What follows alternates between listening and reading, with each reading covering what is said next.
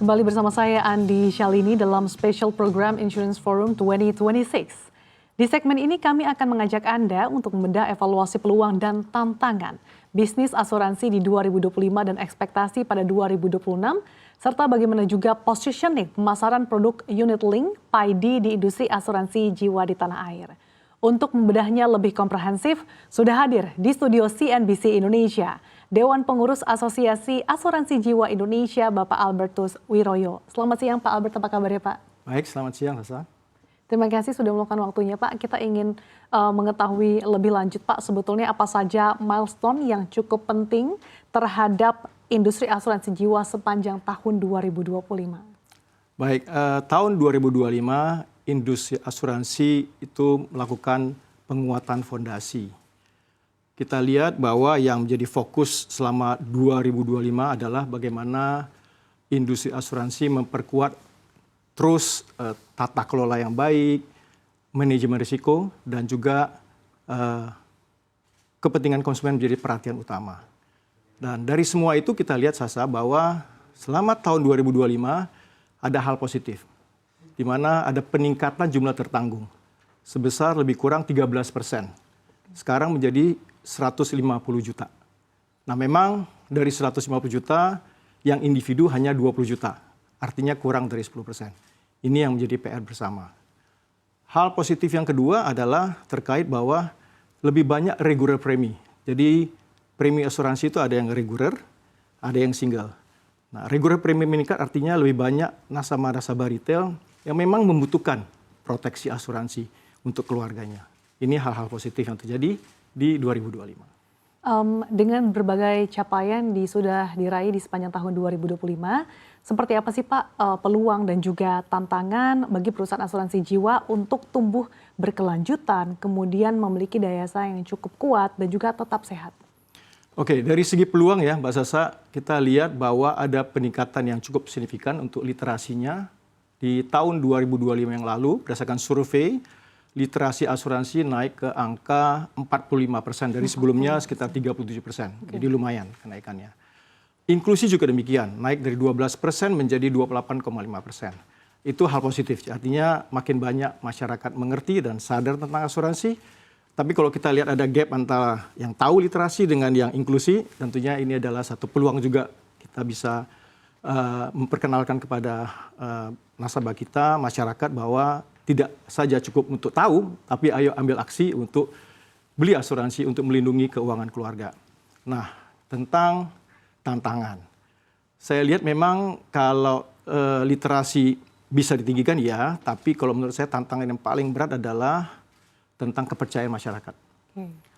Saat ini memang masih ada persepsi bahwa asuransi itu kalau cari premi cepat gitu ya, tapi kalau udah klaim agak susah. Nah, itu yang kita harus perbaiki. Tidak demikian sebenarnya kondisinya. Kondisinya adalah bahwa setiap perusahaan asuransi itu sebenarnya waktu proses menerima nasabah juga ada prosesnya namanya underwriting, memastikan nasabah yang tepat. Pada saat klaim pun ada prosesnya sehingga nasabah itu mendapatkan haknya. Namun memang persepsi ini terjadi, tentunya banyak hal yang harus kita perbaiki. Ya, tentang bagaimana proses penjualannya harus lebih transparan, kompetensi dari tenaga penjual harus diperbaiki, produknya juga harus lebih inovatif dan lebih simpel, sederhana sehingga nasabah bisa mengetahui dengan baik. Namun overall, bahasa saya melihat bahwa masa depan asuransi jiwa di Indonesia itu masih sangat-sangat besar sekali, masih sangat positif, masih sangat cerah maksud saya, karena tadi penetrasi masih rendah, inklusi naik, literasi naik. Nah ini kesempatan kita memperkenalkan kepada masyarakat bahwa asuransi itu penting loh, dan asuransi itu juga gampang didapat dan perlu. Dan dengan berbagai upaya untuk kembali meningkatkan trust tadi ya Pak ya, kita juga ingin mengetahui lebih dalam Pak terkait dengan isu-isu yang mungkin menjadi perhatian dari AJI ataupun anggotanya di awal 2026 ini apa saja Pak? Baik, di awal tahun 2026 ini industri asuransi fokus pada penyesuaian atau implementasi lah tepatnya terhadap 3 aturan baru ya, dan sangat penting dan juga sangat baik, yaitu yang pertama POJK 33 tahun 2025 ini tentang penguatan pengawasan berbasis risiko. Nah ini penting, ini ada tadi, ini juga menjawab tadi tantangan tadi tentang kepercayaan dengan pengawasan yang baik berbasis risiko, tentunya akan lebih baik nanti tata kelolanya sehingga kepercayaan meningkat. Kedua adalah POJK nomor 36 tahun 2025. Ini adalah tentang penguatan ekosistem asuransi kesehatan. Nah, asuransi kesehatan ini menjadi topik yang cukup sering dibicarakan karena kebutuhan masyarakatnya cukup meningkat setelah COVID. Ya, banyak asuransi yang menjual produk asuransi kesehatan, tapi masih ada komplain-komplain terkait dengan premi yang meningkat dan sebagainya. Dan yang ketiga yang juga sangat krusial dan penting adalah terkait dengan penerapan modal minimum, ekuitas minimum, dan juga spin-off syariah. Itu 3 hal yang menjadi isu utama, topik utama yang menjadi perhatian daripada seluruh pelaku industri asuransi jiwa. Oke, tadi Pak terkait dengan POJK 36 tahun 2025 yang menjadi salah satu gebrakan juga. Sebetulnya bagaimana sih dampaknya bagi bisnis asuransi jiwa, terutama yang memiliki proteksi kesehatan? Ya, kami dari AAJ melihatnya itu sangat positif karena ini adalah upaya regulator OJK dalam hal ini untuk membantu supaya ekosistem asuransi kesehatan itu lebih baik, lebih kuat. Makanya namanya penguatan ekosistem asuransi kesehatan. Tadi saya sampaikan bahwa kebutuhan masyarakat itu sebenarnya besar akan asuransi kesehatan. Ya, kita sudah punya BPJS, tapi tetap ada kebutuhan asuransi kesehatan dari perusahaan-perusahaan asuransi. Nah, namun kita lihat beberapa tahun terakhir klaimnya sangat tinggi sehingga hampir semua perusahaan asuransi jiwa itu rugi. Ya, akibatnya apa?